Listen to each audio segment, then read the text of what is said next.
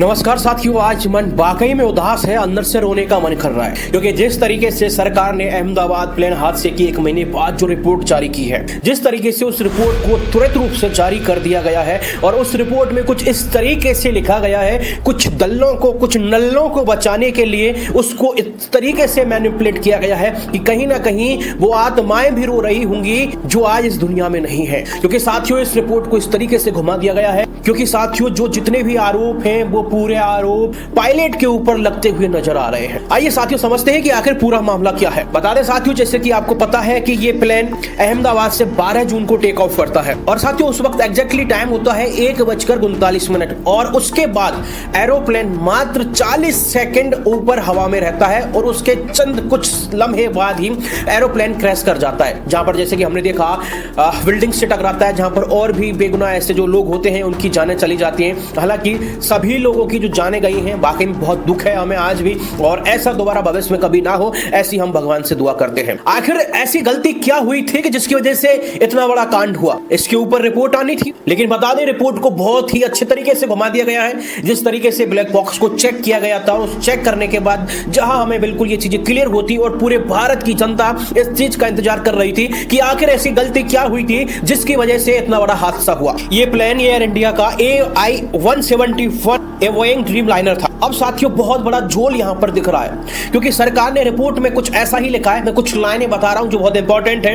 Engine के switch को of कर दिया गया था और 30 सेकंड में प्लेन अपनी पावर खो चुका था। अब एक चीज समझिए, यहां एक चीज लाइन लिखी गई है, पायलट की लापरवाही मिली है और इस वजह से बहुत संदेह पैदा होता है। रिपोर्ट में लिखा है इंजन के बटन बंद कर दिए गए थे, यानी स्विच बंद कर दिए गए थे, या तो जानबूझकर बंद किए गए थे या फिर गलती से किए गए थे। अब मैं आपको एक छोटी सी चीज समझाना चाहूंगा।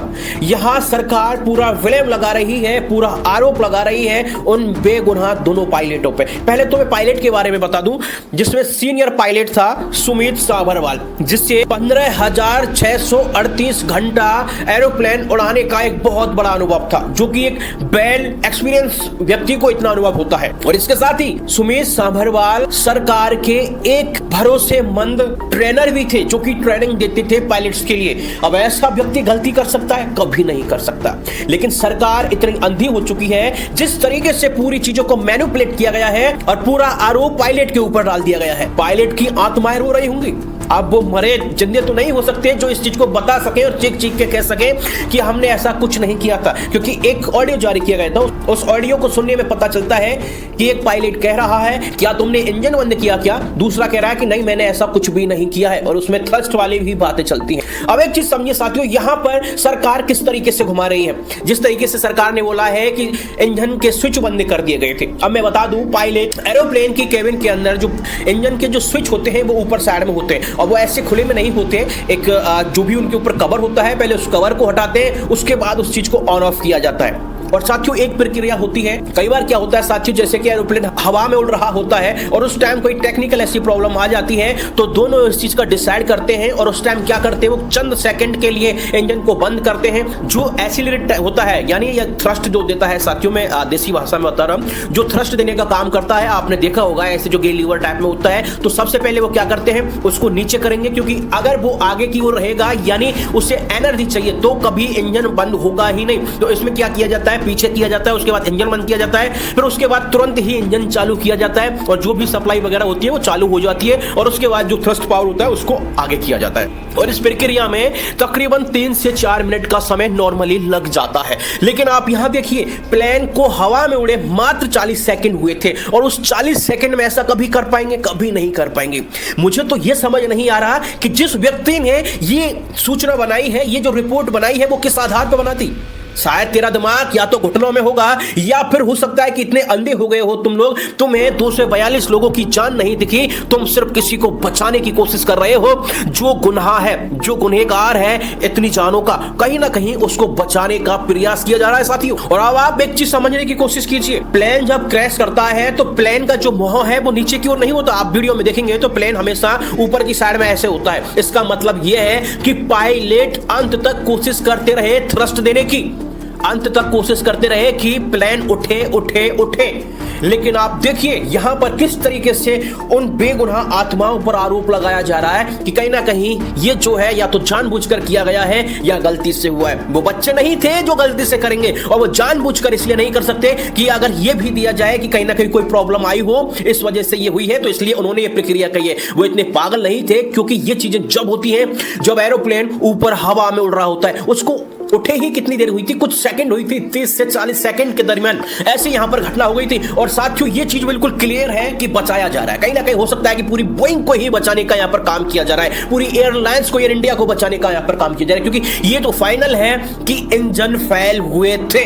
यहां पर दर्शाया जा रहा है कि इंजन फेल नहीं हुए थे, उनका जो फ्यूल था वो बंद कर दिया गया था। यानी पूरी जिम्मेदारी दी जा रही है, पूरा आरोप लगाया जा रहा है उन पायलट्स के ऊपर। रोना आ रहा है जिस तरीके से ये लोग, ये सरकार जिस तरीके से घुमाने की कोशिश कर रहे हैं, एक बहुत बड़ी गलती जो उसे छुपाने की ये लोग कोशिश कर रहे हैं। रिपोर्ट में आगे ये लिखा हुआ है, विमान और इंजन में कोई खराबी नहीं थी। वाह क्या कहने, इंजन में कोई खराबी ही नहीं थी साहब। वो पागल थे, कहीं ना कहीं उन्होंने भांग खा रखी थी उन पायलट्स ने, जबकि पायलट्स आराम किए थे। पहले ये भी नहीं था कि उन्हें तुरंत एक हवाई जहाज से उतार के दूसरी में चढ़ा दिया गया कि अब आप इसको उड़ाओ।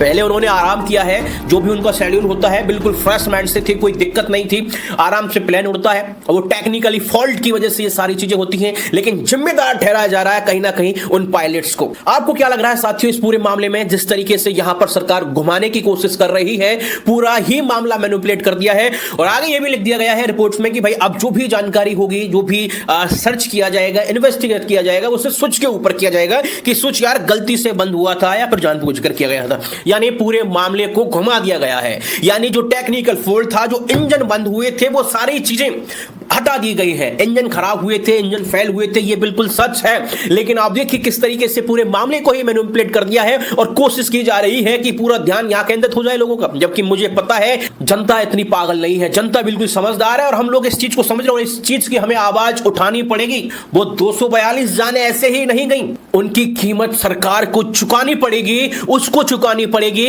जो इसका जिम्मेदार है। और सरकार इस चीज को बचाने की कोशिश कर रही है, यह भी कहीं ना कहीं बहुत ज्यादा शर्मनाक है। किस आधार पर इन लोगों ने बोल दिया कि स्विच को बंद कर दिया गया? स्विच ऐसे बंद नहीं होता है, स्विच बंद साथियों तभी होता है जब उसका जो गियर होता है, यानी जो थ्रस्ट देने का काम करता है, एक्सीलरेट देने का काम करता है, उसको पीछे खींचते हैं, उसके बाद ही इंजन बंद होते हैं। लेकिन आप साफ साफ देख सकते हैं उस वीडियो में जिस तरीके से प्लेन क्रैश हो रहा है, वहां भी वो कोशिश कर रहे हैं उसे उठाने की, भाई तू कैसे भी उठ, कैसे भी उठ। लेकिन सरकार देखिए किस तरीके से घुमा दिया, पूरी जांच को ही घुमा दिया। मैं तो ये कहना चाहूंगा जिसने भी ये रिपोर्ट बनाई है, कहीं ना कहीं बेटा तेरे साथ बहुत बुरा होगा, आज नहीं तो कल होगा। तुझे इस चीज का एहसास तभी होगा कि तुम किस तरीके से पैसे के लालच में आके, और ये बहुत बड़ा साजिश है, ये बहुत बड़ा कांड है साथियों। यहां जिस तरीके से किया जा रहा है और पूरा जो आरोप पायलटों पे लगाया गया है, इस चीज से ये तो क्लियर हो चुका है कि भ्रष्टाचार अब बहुत ज्यादा बढ़ चुका है। अंत में बस यही कहना चाहूंगा, फाइनल देखा जाए तो बस यही है, यहां पायलट की किसी भी प्रकार की कोई गलती नहीं थी,